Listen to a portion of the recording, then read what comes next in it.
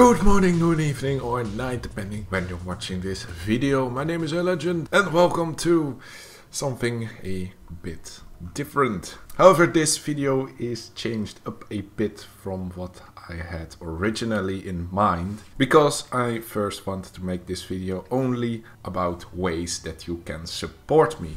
Of course, this is mainly my personal interest, but also with a bit of curiosity to see if I can get an extra buck out of the content that I produce.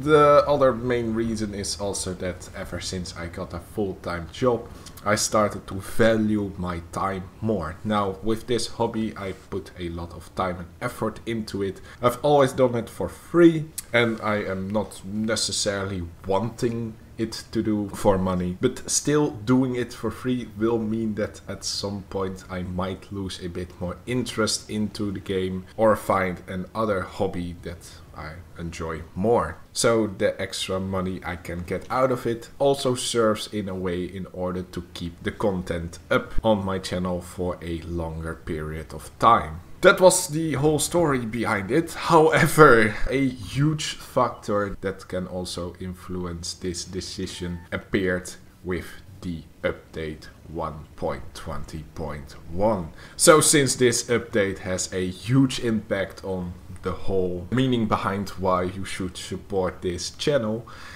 I wanted to talk briefly about this update and how I look at it and why I think that this has such a great impact into the whole supporting me thingy. Yeah.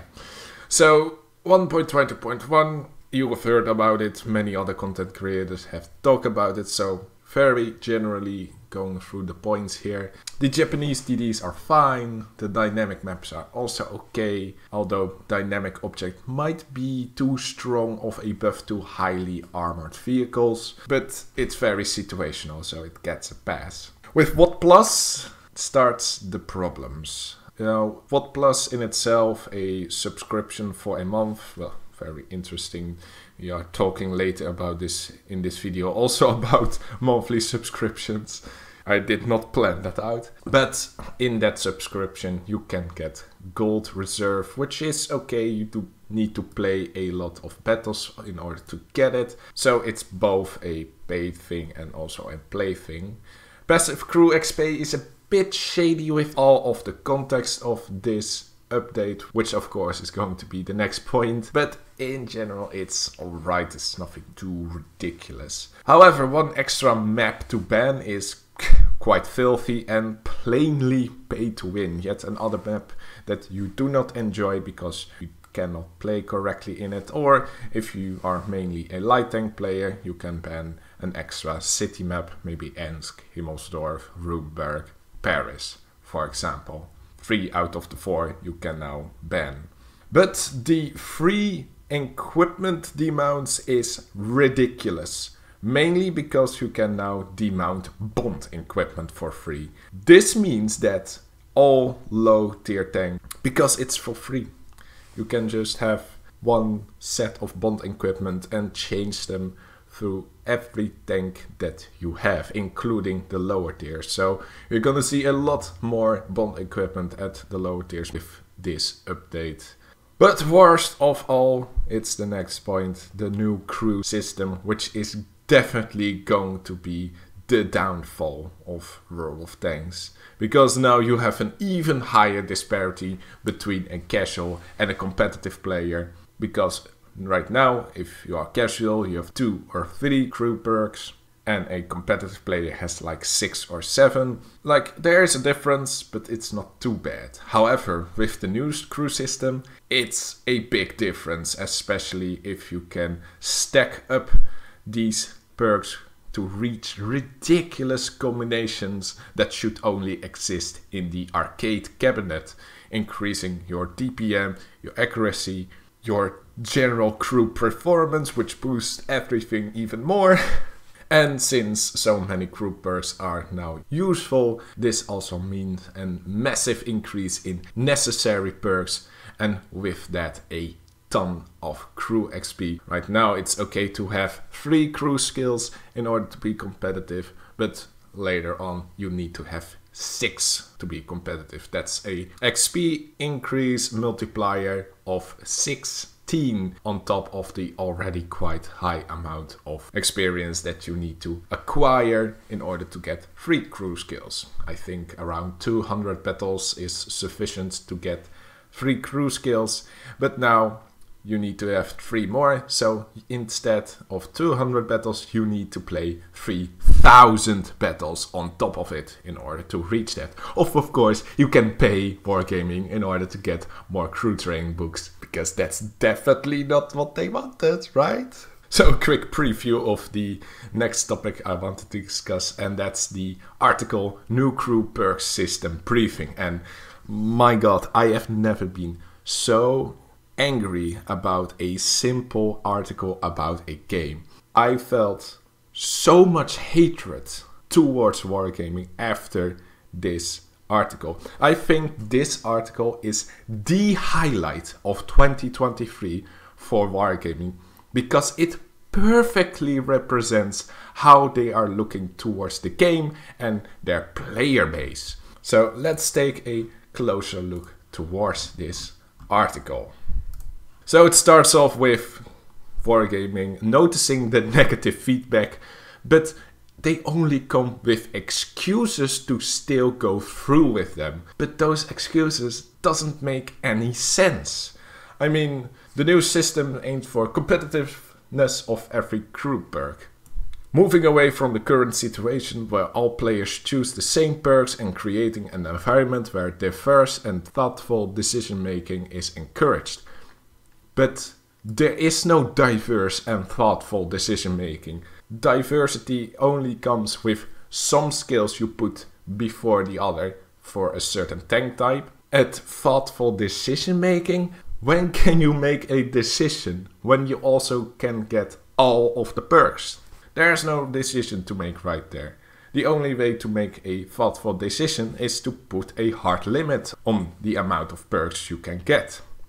We are going to talk about that specific topic a little bit later in this article. Solidifying the perk system, the same easily understandable rules apply to every player and crew, supported by game interfaces. But it is already easily understandable and the rules apply already to every player, right? I mean, they're not solving the different crew amount between the tanks. I mean, that's a pretty high problem of same rules apply to every player and crew. But this doesn't make any sense. I mean, how doesn't already fit in the current crew system and they make no changes between the amount of crew? So it just doesn't make sense. Fair distribution, roughly an equal number of perks should be available for all qualifications, and mechanics should work smoothly and fairly across the board. Now, again, how is it fair for example, a Manticore commander who has 3 different roles? How is that fair? If that problem isn't solved, then this remark doesn't make any sense as well. And finally, the easy implementation of future improvements, establishing the foundation that easily allows the implementation of future improvements such as removal of 50 and 75%, allowing single crew to operate multiple vehicles, that's very nice though, implementing mechanics to transfer unused crew experience from one to the other. But you can do this already right now with the current crew. I mean, removal of 50 and 75%. Do it right now. Like literally, you have already crew that immediately comes with 100% trained, or even a 0 perk, or 2 perks, or 1 perk. Allowing single crew to operate in multiple vehicles. You can do that right now. That is also pretty much happening right now between regular tanks and premium tanks. Like the only downside that you have right now is that not all tanks have the same amount of crew, but that is also quite easily to fix. I will come to that later on. Implementing mechanics to transfer unused crew experience from one to the other crew. How can you not do this with the current? How can you not do this with the current crew? Seriously, what difference does it make to have only a new perk system in order to implement mechanics to transfer unused crew experience? How is that not available right now? What does the difference between the current crew system and the one after 1.20.1 put into these further future improvements? Nothing. Absolutely nothing. So all of these excuses are bullshit and doesn't make any sense. Now, right after we got the funniest sentence of all time, monetization was never part of these goals. Oh man, it's funny but also very sad. I mean, it's so typical of Wargaming these days to really think that we are absolutely stupid, but we are not stupid. It's just the whole... I have never seen such a big lie ever since the whole talking around the removal of the preferential matchmaking tanks. Oh, I remember that. But this seems even worse. Monetization was never part of these goals. Okay, let's just go with that and see how that will be implemented in the rest of this article. And right after that ridiculous sentence, we got the what I like to call the predicted established compromise for the free resets. So don't fall for this, guys. It is all planned out. Wargaming knew that only allowing 12 retraining orders to reset crews would give an absolute backlash. So now they come with a compromise which they already planned out in order to ease the population, ease the player base to accept the rest of the implementation of the changes of the crew perk system. Don't fall for it. It's just a compromise. You get it for free. I mean, it's better than nothing, of course. But why not automatically reset every crew? Like in World of Warships. Why not for a longer period of time? Because monetization was never part of these goals. Just don't fall for it as a scheme in order to let you ignore the rest of the problems. And it's also funny that the whole what plus doesn't even appear in this article. But I think what plus is just slightly below the negative feedback list of the new crew perk system, especially the free bond equipment. So let's also not forget that. That's also a very smart thing that Wargaming does here, just completely ignoring the what plus, because there's definitely some negative feedback to find there. And monetization was never part of these goals, right? So that's why you can get an extra band map from what plus and demount bond equipment. Alright, so after that we got the frequently asked questions section, and it goes so much downhill from there. It gets even worse. Could you imagine? It gets even worse. So the first question: if all perks in the new crew system are useful, doesn't this force player to get them all?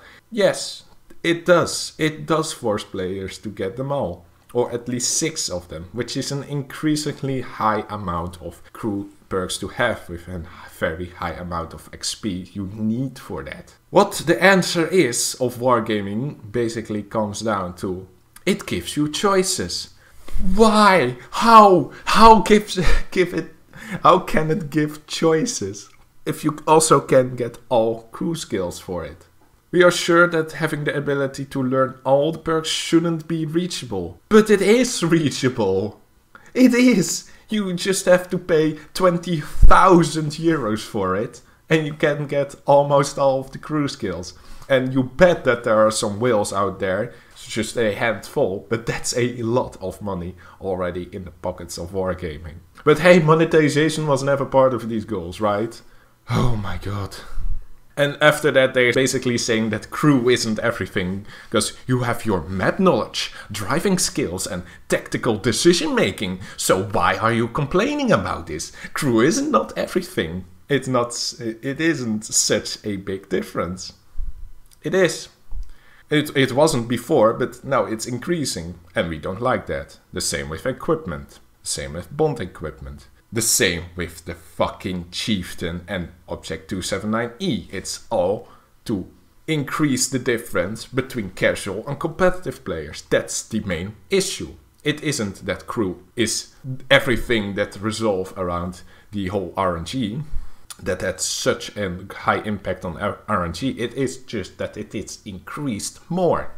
But while we don't complain, just don't complain. Why are you complaining? I mean, it's a good implementation. Why are the number of available perks per crew not limited? Yes. Why is that not a thing? Because that would actually give you the choice. That would give you the choice. Actually, this thing, a limit on the crew perks, is the only balancing thing that they can do if they are stubborn enough to implement the crew system as it is right now. Put a number of perks, a limited number, maybe 5 or 6. But everyone who has a high amount of that, how about those crews?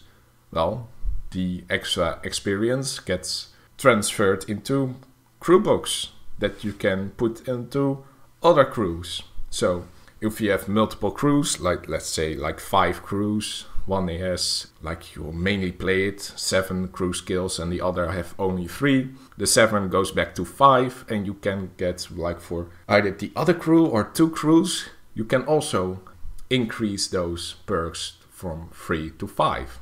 But the main answer to this question, and this is just the absolute worst, and that's because they are listening to the negative feedback from the Crew 2.0 on the sandbox. This sentence: we conducted experiments with perk limitations in Crew 2.0 on sandboxes, and these changes, among others, received negative feedback which dissuaded us from implementing them in the game. This sentence here infuriates me so much to the core. Now they are listening to the negative feedback. Only then, from a year ago, on a Crew 2.0 test server on the sandboxes, that's further away, that was even more ridiculous, more issues with him, and now they are listening? Now they are listening to the negative feedback. Fuck you. Fuck you. Really though. Unbelievable. Now they are listening to the negative feedback. And we are not listening to your negative feedback right now, but we do listen to your outdated feedback, so don't complain. Literally, this sentence is just wargaming. This is just the pinnacle of wargaming. This should be their new quote. We don't listen to your negative feedback unless it is suitable for our agenda. That should be the new motto of wargaming. Because it is. They're ignoring our negative feedback. The only time they're not ignoring it if it actually benefits them. That's basically what the answer is to this question. And it's really goddamn infuriating. My god, it's so bad. Fuck you, wargaming. Really though. Oh. And the last question: does the new crew perk system potentially create imbalance or overpowered crews? Yes. Yes, it does. We have seen it. We have seen multiple content creators already testing it. 6000 DPM on a Badger. Insane camo on a E25. Or, God forbid, you get spotted for 18 seconds instead of 10. That's nearly double. Sometimes I feel that that's already double for me. I get the feeling that, oh, I'm spotted for like 10 seconds more than usual. Most of the time there is already this type of equipment or skill or perk that does that. That increased slightly, but it's now 8 seconds, which is a lot. It's just too much. But what's the answer of wargaming? Well, they answer with: we've put effort into testing all scenarios, and the results are we are going to fix them, fix the imbalances when they occur on the live server, so don't complain. There are no results. They share no results. There is a missing sentence between the testing and nonetheless. There's missing a sentence. Nonetheless. What do you mean with nonetheless? What are the results? Are there no big results that they can find? They should say that if they didn't find anything too ridiculous. But I think they don't test it. I seriously believe they didn't test it. Nonetheless. Jesus Christ. So yeah, this whole fucking crew system and this whole fucking article, I hate it so much. This article is so infuriating. It really dissuades me. It dissuades me to play the game, even at all. Like seeing this general mentality, it's insane. So the minimal saves for 1.20.1. The only thing they should change in order to make this update acceptable. Skip the crew perk system for now. And first make the crew a single unit and divide the perks equally among the roles. What do I mean with that? For example, let's say you have the Manticore Commander. Manticore Commander is also the gunner and radio operator. So you have for example, 3 skilled commander and they're getting 1 unit. And instead of having only 3 skills in the commander slot, which is the primary role, you have 3 crew skills amongst all of the roles. And this also counts for if there are 2 loaders gets to 1. Both of the loaders have either 4 or 3 crew skills. They will accumulate both into 4 crew skills for the loader role in 1 single unit. From there it is easy to implement further changes, future improvements. And from there you can see if new perks are necessary. But hey, that would give a lot better overview and organization for the resets. But hey, that way you don't need to get extra crew books for specific crew members. Monetization was never part of these goals, right? So you can do that. And also remove the bond demounts in the WOT Plus. And it's also better to not ban an extra map and instead have like 2 bans on a standard account and only 1 more if you have either WOT Plus or premium account. That way the amount of money you need to pay for this monthly subscription is still good enough. Oh, I forgot about the fucking tier 8 American heavy tank, premium heavy tank that's in there. Well, it's fine. It's another hull down. It's not really that fine. It's another hull down. Insane tank. That's hard to ban, hard to deal with. It's just annoyance, but to have it included into a monthly subscription, I mean, you pay for a tank. That was always the case, and it should, we still need to find out if it is overpowered, yes or no. And if it is, then they should nerf it. They really should nerf it, because that way the WOT Plus account becomes mandatory for all kinds of clan battles and such. So these are the changes that would make 1.20.1 acceptable. That would save it a bit. But we know that Wargaming is probably not going to do that and going to force this through. So what does that mean for the future of WOT? Well, I think pretty similar to the Equipment 2.0. A lot of casual veterans are going to quit or play significantly less. But this time it will be more since the severity is seemingly higher. For me, I'm just going to look things through because I also get a fairly good deal out of it. Most of my good crews do have already like 4 or 5 crew skills, which might be enough. Like there are not 6 crew skill. I don't have a crew with 6 skill/perks yet, but I won't be surprised if this will cut down my activity by a lot. So this translates towards the more importance of if you support my content through donations, I will keep up my activity a bit more, or I will maintain a activity. So so I've ranted a little bit too long about this, but it was a bit necessary to get all of the context. So that's the whole story. I'm becoming also a sellout, just like Wargaming. But I think if there are people out there who enjoy my content, who would like that I would maintain my content should consider this, otherwise I might stop at some point this year. The odds of that happening after this update is increased significantly.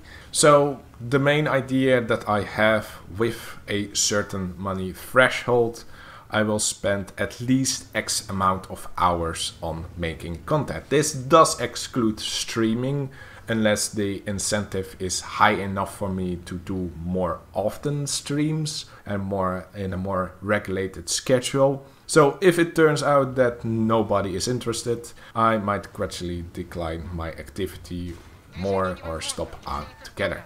In conclusion, support me with a donation or paid subscription will put an insurance on my activity and a minimal amount of time that I spend on making videos.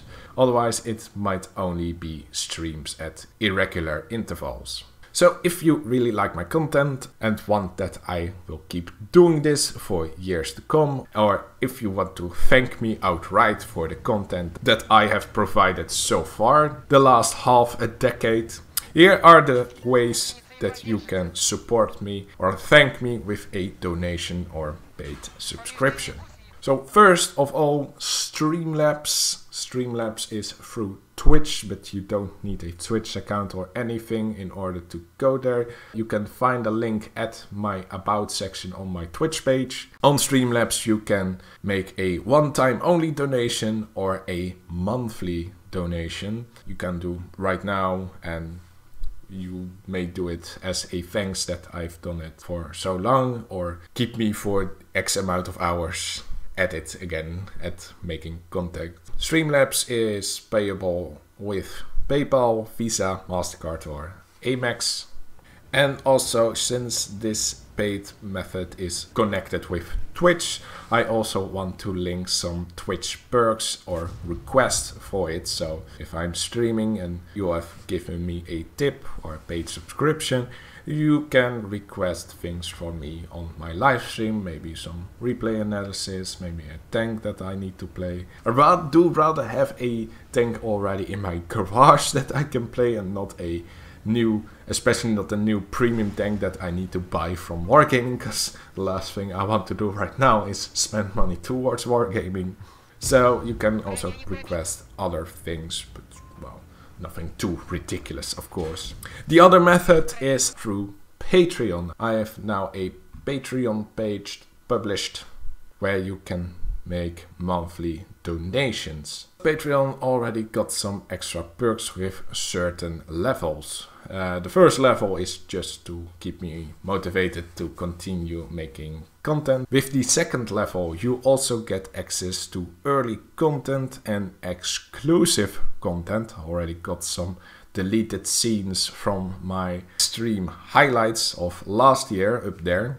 And with the highest level, and on top of that, you can also request a YouTube video once a month. Again, this request can differ between replay analysis of your own replay of your own game, maybe a certain tank review, maybe a video of a certain series that I have, or something completely different. Can also be something else than World of Tanks. But again, don't make it too ridiculous. But I will keep in contact, of course, if you make this subscription and you do make a request and I think, oh, that's not, I'm not going to make that in a month, because I'm not having a very high production, not a lot of time for this hobby anyway. So at most 6 hours a week I have for this hobby. And that is very generously speaking, actually. So I will make contact and tell you if a video is a little bit too much in order to make in a month. So with that, that's the end of this video.